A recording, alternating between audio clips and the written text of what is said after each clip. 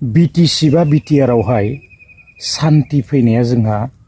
बेसेबांबा दिन जाखाबायमोन ना बेबायदि जोङो सिलाइ बारुद आरो गुलि जोङो बेरनाय आरो जोङो फिन खेब माब्लाबाबो जोङो नुनो मोनाखैमोन नाथाय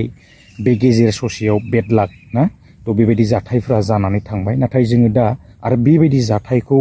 रावबो जानायखौ लुबैया नैबे डिजिटेलनि जुगावहाय ना थ' जोंनो बयनोबो सान्ति नांगौ आरो बयनोबो गोजोन नांगौ नाथाय दा सरकारनि बेलायावबो बुंनो थाङोब्ला बिदिनो माब्लाबा सरकारफोराहाय ना पलिटिक्सखौ लानानै गोबांथार बहुत खोथाफोरखौ बुंनो गोनां जायो दा आङो दिनै नैबे समावहाय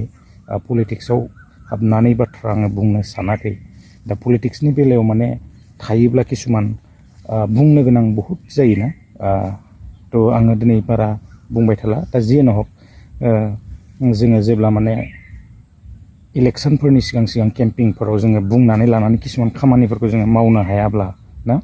थ' बेबायदि माने गोबां रोखोमनि बायदिसिना माबा माबिफोरा जानो नागिरो आरोना बांसिनैहाय दा जियानो हक आं दिनैहाय पलिटिक्सआव बारा हाबहैया थ' बेबायदि बाथ्रा आङो बुंनो सानाखै दा जोंनियाव मोनसे भिडिअ जोङो ट्रेन्ड जाबाय थानाय नुनो मोन्दों दाखालि जिथुनाखि दावरावआ जालांबाय रुनिकाटायावहाय जानाय जाथाय थ' बे जाथायखौ लानानै ओरैबायदि माने भिडिअसफोर ट्रेन्ड जागासिनो दं माथो बुंबावनो दाना थ' सरकार दङ सरकारा तदन्त खालामगोन आरो दायनिगिरिया पानिशमेन्ट मोननांगौखौ मोनगोन दा गोबांफ्रा बेबायदिनो भिडिअ बानायदों नंगौ आं भिडिअ बानायनायनि सायाव आंहा सोरखौबा बेबायदि डाइरेक्ट थांखिनानै बुंनांगौ बेबायदि आंहा जेबो गैया थ' जोङो मोनसे भिडिअ गोसारबाय थानाय जोङो नुनो मोन्दों बड'लेण्ड हेमब्रम थ' बे बड'लेण्ड हेमब्रमनि भिडिअ क्लिप्सखौ लानानै थ' जोङो गोबांफोरा बेबायदि भिडिअ बानायनाय जोङो नुनो मोन्दों खारन बड'लेण्ड हेमब्रमा ट्रेन्डिंखा बियो आगोलावबो बेबायदिनो दाखालि खनसे दावराव जानायाव बेबायदिनो भिडिअ बानायनानै गोबां गोसारखानाय थ' आरो बयबो सिनायनो मोनखायो दा आङो नैबे बड'लेण्ड हेमब्रम बिथांनि सायावबो आंहा बेबायदि माने आङो माबा आंनिफ्राय गाज्रि आङो मेसेज हरनो बेबायदि आङो सानाखै आरोना थ' जियानो हक बिथाङा भिडिअखौ बानायदों जोंनो बयनोबो सान्तिखौ नांगौ जोङो बयबो सान्तिखौनो नागिरदों आरो जोङो रावबो नैबे डिजिटेलनि जुगावहाय जोङो बेबायदि माने सिलाइ बारुदनि गुलि बेरनायखौ जोङो रावबो हास्थायाखै ना थ' जोङो मिथिलांगोन मा बेवहाय बेबायदि तदन्त खालामनानै मा मोनोना थ' पानिशमेन्ट मोननांगौआ मोनगोन दायनिगिरियाथ' आरो पानिशमेन्टखौ मोननांगोन आरो हमग्रायाबो हमनांगोन नङाबाथ'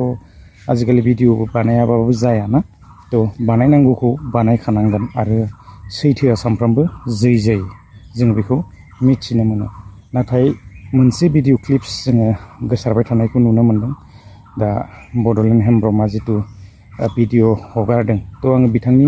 पेजावबो हाबनानै नायबाय आङो मोनाखै आरो इउटिउब चेनेलाव थांनानै नागिरबाय भिडिअखौ मोनाखै जास्ट आङो गुबुनफोरनिफ्राय बेबायदिनो दैखांनाय जाबाय आरोना नैबे भिडिअ क्लिप्सखौहाय थ' आंबो एसे होनानै होगोन थ' बिथांखौ आंनिफ्राय आंहा जेबो माने बेबायदि गाज्रि मोननाय गैया आरो एसे फ्राय माने सिनायखायो जोंनि नोरैहाय उदालगुरि साइडनिनो जानांगौ बिथाङाबो ना थ' एसे माने सिनायखानाय आरोना बेखायनो आङो बांद्राय बेबायदि जेबो बुंनो सानाखै जास्ट भिडिअखौथ' आरो बानायखागोन माथो बुंबावनो आरोना थ' जाथाया जानानै थांबाय दा जियानो हक जोंनो सान्ति नांगौ आरो जोंनो गोजोनखौ नांगौ आरोना बेबायदि आरो जोङो दावराव दावसि जानायखौ जोङो रावबो लुबैया ना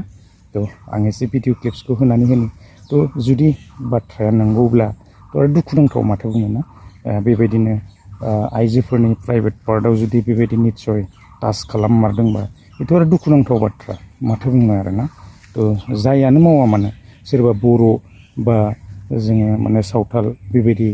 आदिबासि दावराव दावसि जोंहा जानांगौ जेबो माबा गैया दा बर'जों सावथालजों बेबायदि जानांगौ जोंहा जेबो गैया दा दायनिगिरिया सोर बियो माने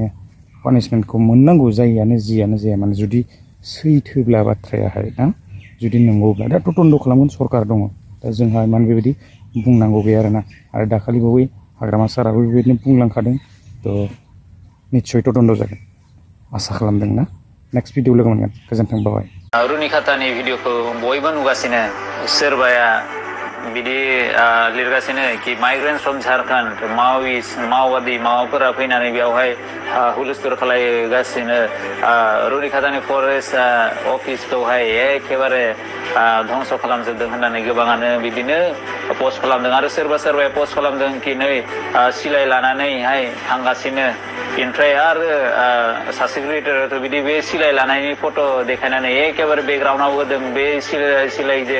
गावदोंमोन बेफोरखौ होगासिनो आरो बे भिडिअखौ नायलाय মানে এইবিলাক বহুত সেন্টিমেন্ট বেশি হয়ে আছে সেইকাৰণে আমি এইবিলাক আমি ধ্বংস কৰিব নকৰোঁ আমি এইটো আমি জিমা দিম সিহঁতৰ হাতত কিয়নো আমি এইবিলাকক ভৱিষ্যত এইটো টাচ কৰে আমাৰ এইবিলাকক বহুত বেয়া হ'ব नुबाय दा बेवहाय एखेबारे क्लियारलि बुंगासिनो कि बिसोरो जे हाथियारफोरखौ लादों बेफोरखौ मोजांनि थाखायसो लादोंमोन मानोना पुलिसफोरा बिखौ गारनानै बिसोरो थांदोंमोन बेनिखायनो बिसोरो जमा लानानै दोनदों उनावहाय बिसोरनो गथायना होबाय नै एफा मोजाङै बुंगासिनो ओमफ्राय बेखौनो मानसिफोरा सकल भिडिअ बानायग्राफोरा जानला मानला बानायगासिनो स' बेफोर क्रिएटर्सनिसिम आंहा मोनसेल' खोथा कि you don't want peace in Bodoland. The main reason the peace is not prevailing in Bodoland is all because of you so-called creators.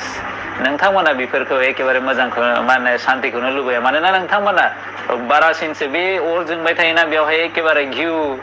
लुना होनाय खामानिसो खालामो नोंसोरो Let me clarify you this situation. बे सिचुएसना मानो जाखो ओके स' फार्स्टलि सान्थाल मानसिफोरा दे एनक्रोच खालामदों फरेस्ट लेन्डआवहाय बिफां दानहैदों अके बिसोरखौ हमनानै लाबोबाय येस बे गोनांथि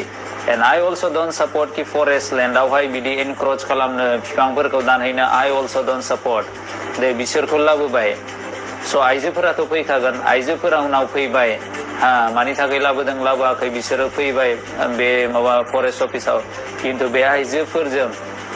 बदसुलुत बेबहार खालामदों ओमफ्राय मा खालामदों आइजोफोरखौबो बुदों ओमफ्राय प्राइभेट पार्टसावबो बुदों दांहैदों जाहैदों स' इन दिस केस सोरथो बिदिखौ सहायनो हानो दे बे हौवा मानसिफोरा दाय खालामदोंथ' आइननि मथे बिसोरखौ साजा हो बिसोरखौ साजा होनांगौ खिन्थु आइजोफोरखौ जे बिदि बुनाय बिदि प्राइभेट पार्टसाव दांनाय बुनाय बिदि खालामबालाय सोरथो रागा जोङा देलाय बुंलाय दायो नै बेवहाय डिफेन्ड खालामनो गोबां फैनो हागौ अबावथो जोंलाय माबादों बोरो प्रुफालाय बोरो आइजोफोरखौ बुनायनिलाय बोरैथो प्रुफ होनो हानो हाउ विल बि प्रुफ बोरैथो प्रुफ होनो बेवहाय भिडिअ थिखांनो मोनो नामा सिङाव बुबाय खनसे बास गैला दा नै I want to say it clearly that we are Santals जोङो Santals जोंखौ Santals मानो होनो मिथिबायना मानो why we are Santals because we are Sant people we are peace loving community जोङो शान्तिखौसो नागिरो जोङो दुंहाव थासारि खालामनो जोङो गोसो गैया रायजोफोर बिनिखायनो जोंखौ Santals होननानै बुङो